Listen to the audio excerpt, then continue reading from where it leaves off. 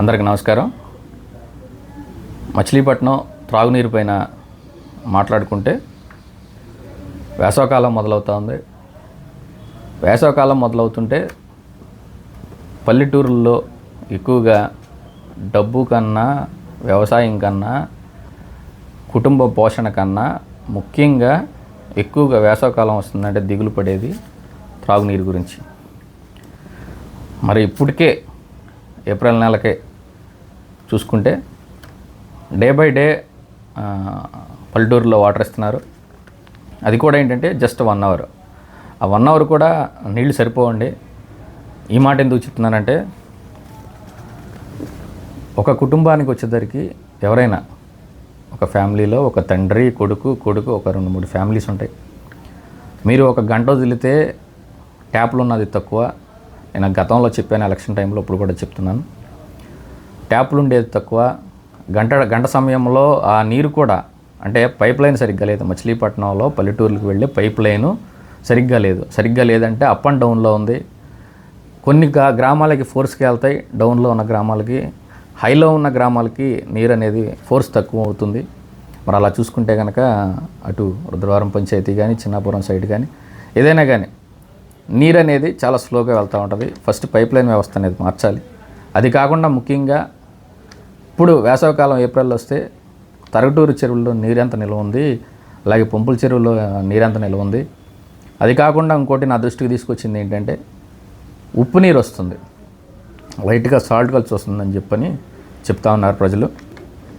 మరి దాని గురించి కూడా ఒకసారి అధికారులు దృష్టిలో పెట్టుకుని ఫిల్టరింగ్ చేసే విధానం కూడా ఒకసారి మీరు చెక్ చేసుకోవాల్సిందిగా కోరుతా ఉన్నాను. ముఖ్యంగా ఎంపీ గారికి, ఎమ్మెల్యే మంత్రి రవీంద్ర గారికి కోరేది ఒకటే, గతంలో చేసిన పొరపాట్లుగా కాకుండా మీరు స్వచ్ఛమైన నీరు ప్రజలందరికీ కూడా అందించాలని, అది కాకుండా మీ ప్రభుత్వం, కూటమి ప్రభుత్వం ఏర్పాటై సంవత్సరం అయింది. సంవత్సర కాలంలో ఇప్పుడు మరి ముఖ్యమంత్రి, ఉప ముఖ్యమంత్రి పవన్ కళ్యాణ్ గారు ఉన్నారు.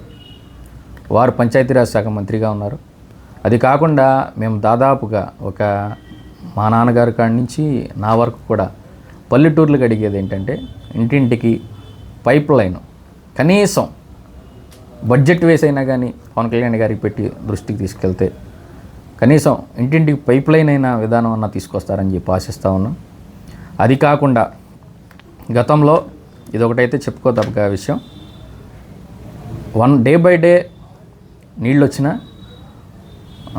అంతకుముందు ఇన్ఛార్జ్ ఎమ్మెల్యే పేర్నాని గారు అవ్వచ్చు, కిట్టు అవ్వచ్చు, వీరు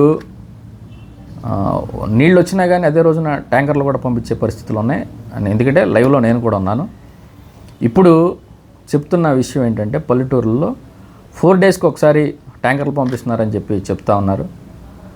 మీరు కూడా అంటే నీళ్లు మీరు డైలీ వదిలినా, డే బై డే వదిలినా సరిపోని పరిస్థితి. గ్రామాల్లో ఉండే చెరువులు డైరెక్ట్గా మీరు వెళ్ళి, నేనేదో ఆరోపణలు చేస్తున్నానని కాదు, నాదొక పల్లెటూరుగా, ఒక సమస్యగా, ప్రతి పల్లెటూరు సమస్యగా నేను ఈ రోజున మాట్లాడుతూ ఉన్నాను. మీరు డైరెక్ట్గా ఏఈల్ని, డిఈల్ని, ఇంజనీర్లు అందరిని తీసుకెళ్ళి ఒకసారి వాడుకోవడానికి, గ్రామాల్లో వాడుకోవడానికి చెరువుల్లో ఉండే నీళ్లు ఏ విధంగా ఉంటాయో ఒకసారి చూడండి.